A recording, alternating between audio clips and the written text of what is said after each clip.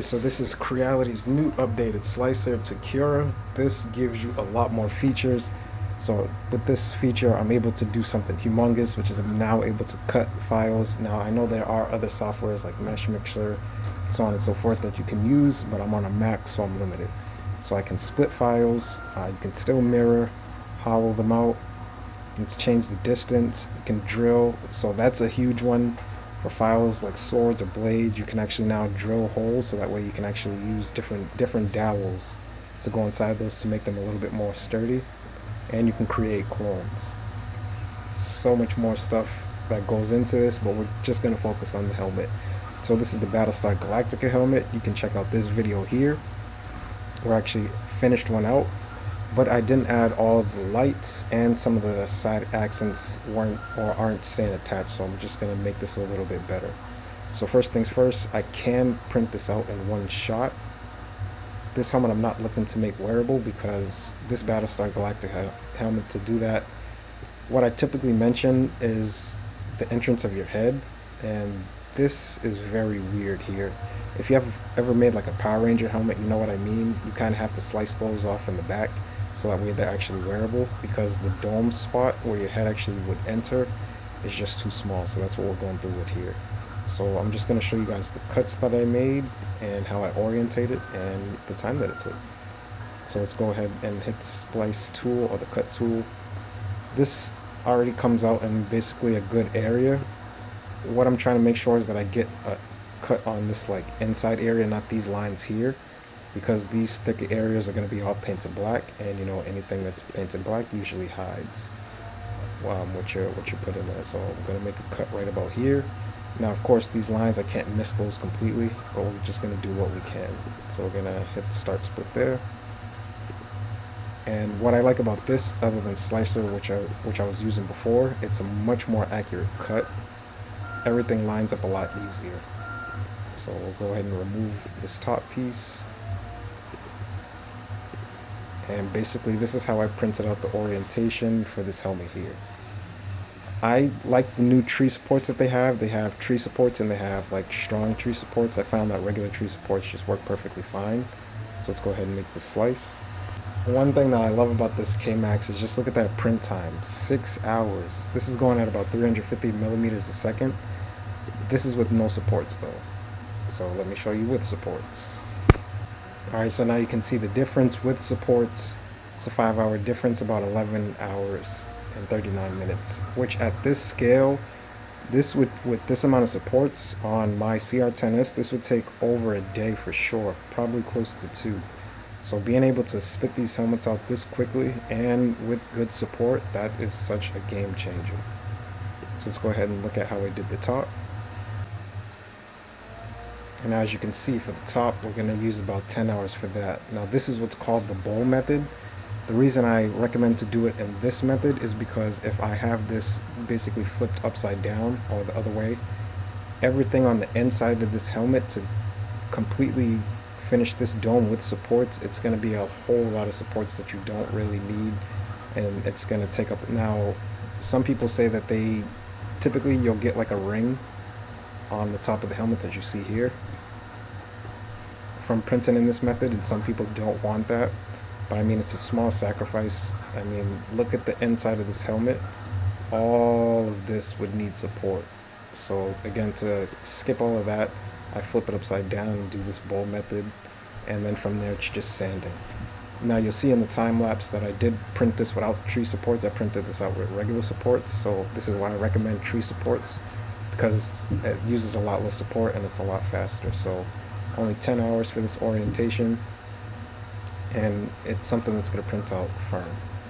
So let's go ahead and check out the time lapse and see how this actually came to life.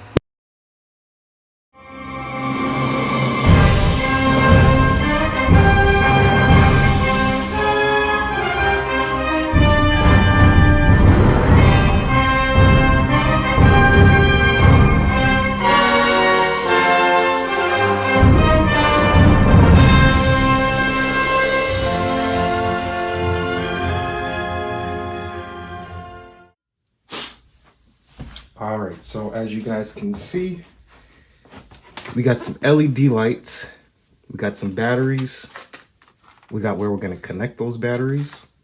So I already showed you guys a little bit of these on the Green Goblin Pumpkin Bomb video, part 3. Go ahead and check that out.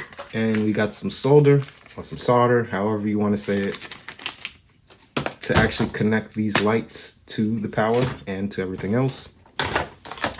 We got these big 9-volt batteries. And then we got some painter's tape, just because I'm going to have to tape off these lines here and then coat everything else in white. So again, getting into this stuff is a lot more fun to me. It's just cool to actually, like, once I put on all these LED lights and you see this like really turn on, it's gonna really look so much just like the real prop. But I think this stuff is a lot more helpful for you guys to actually start learning this stuff, because programming, electronics, so on and so forth, that's becoming a very big industry, not only in just 3D printing, but just in general. A lot of people are looking to learn AI, how to make AI work, so on and so forth. So getting into the smaller stuff, learning how to program the smaller stuff, definitely get your foot in the door to actually start going a little bit bigger.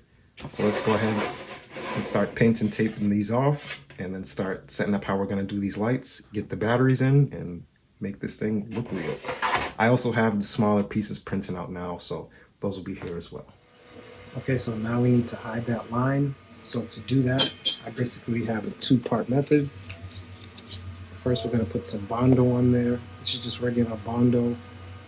Comes with just the Bondo itself, and then it comes with the hardener.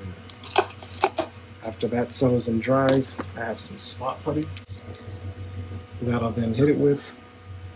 And this spot putty will get into the smaller spots and pretty much cover up anything that I have after that. Again, do not just apply this stuff, sand it down to make it look just as good as this normal print here. This is to cover up this line, not to create a new problem.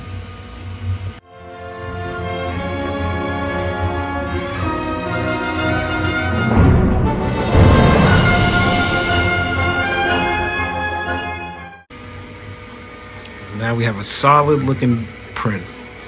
So this is after all the Bondo, all the spot putty, all the filler.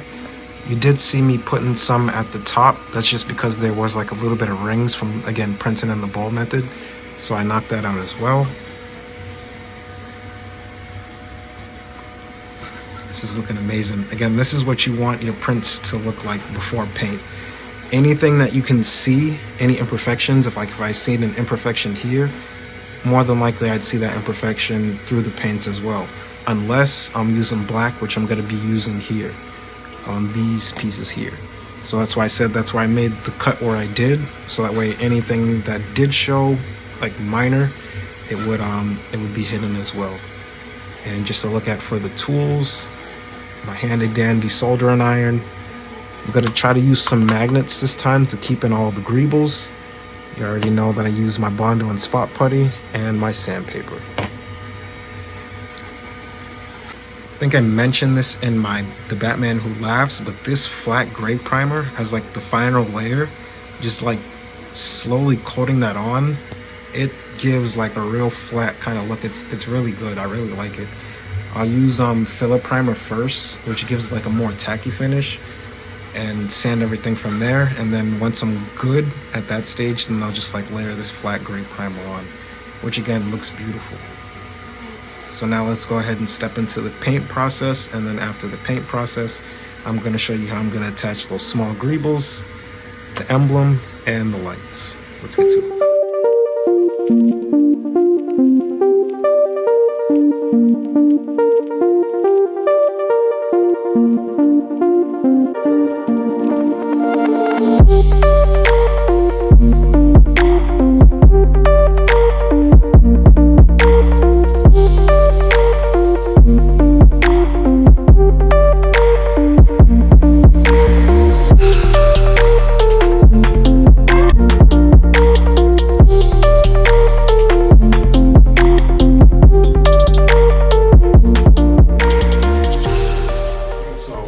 Moving forward, you kind of notice that with the K1 Max and these new 3D printers, that these FDM printers are pretty much getting to the same quality as resin printers. So You probably noticed that I skipped through a lot of like the sanding process and all of that. It's because there's not much to sand.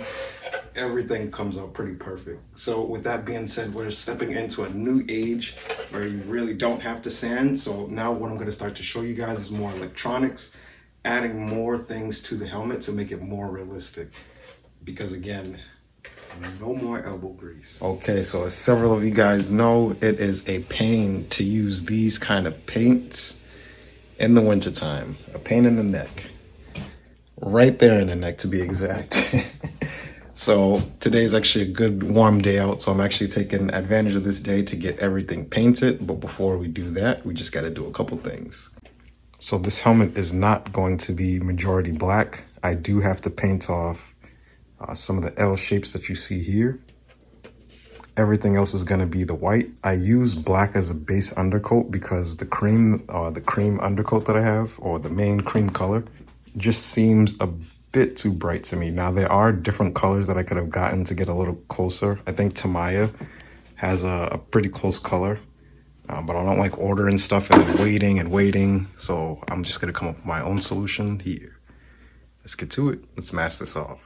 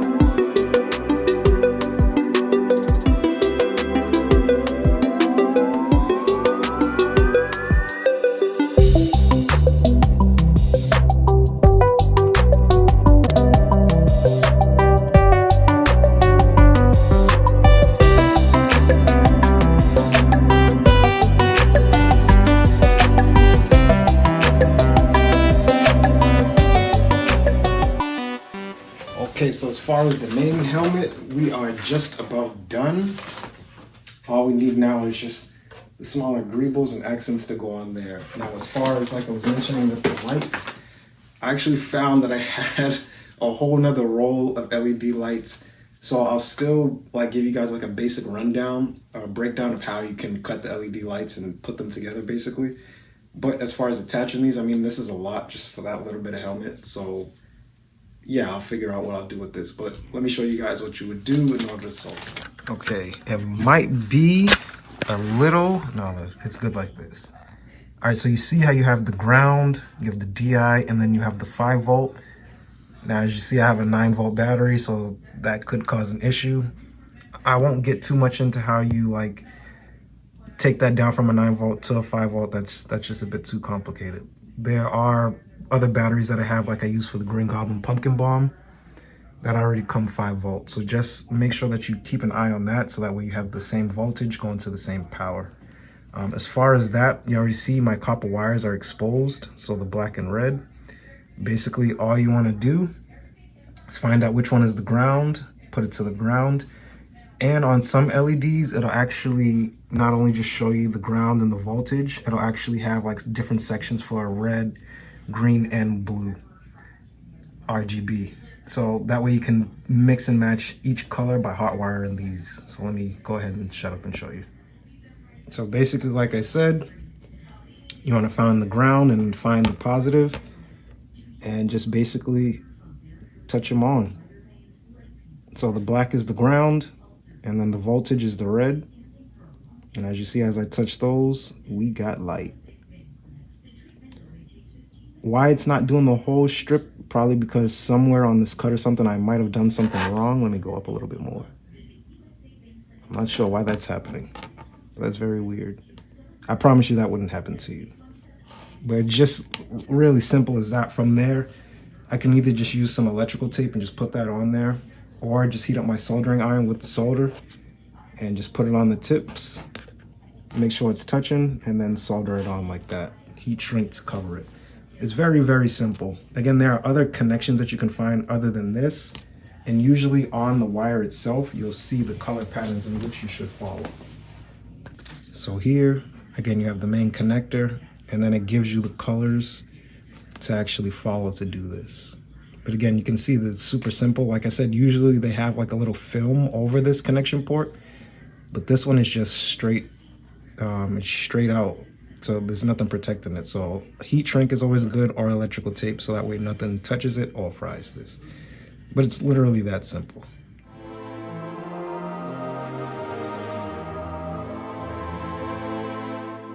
Okay, so we got the lights in. Just like a quick breakdown, all I had to do for that was where I cut is where I started. And then on the bottom level, I just basically cut that hole there. So that way the LEDs would sneak through there. They run up the top of this, nice and hidden, and then comes back to the front, back in the side, and then I got it going down the bottom with the USB for power. As you can see here now, I have the magnets basically laid out in this bird shape, and I wrote like little indicators on top just so I know like what's the top and what's the bottom. So I'm basically just gonna take these off, attach them to the bottom, and that'll basically be it. So let's go ahead and get that done. And now the final touch.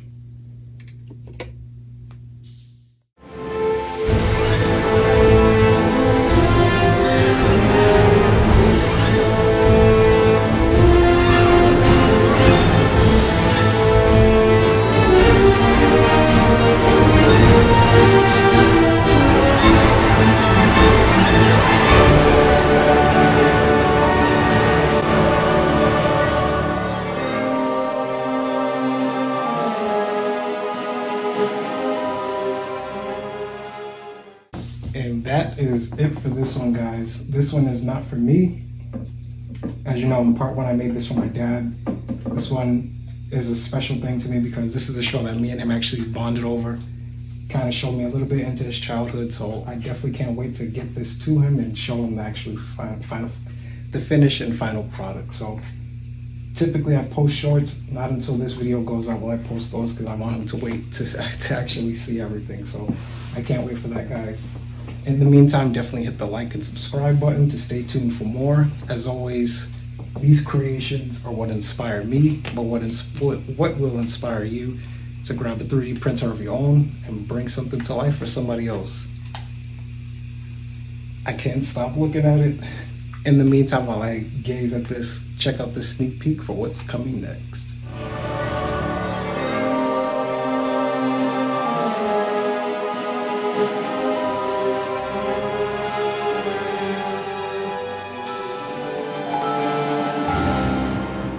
No one cared who I was till I put on the mask.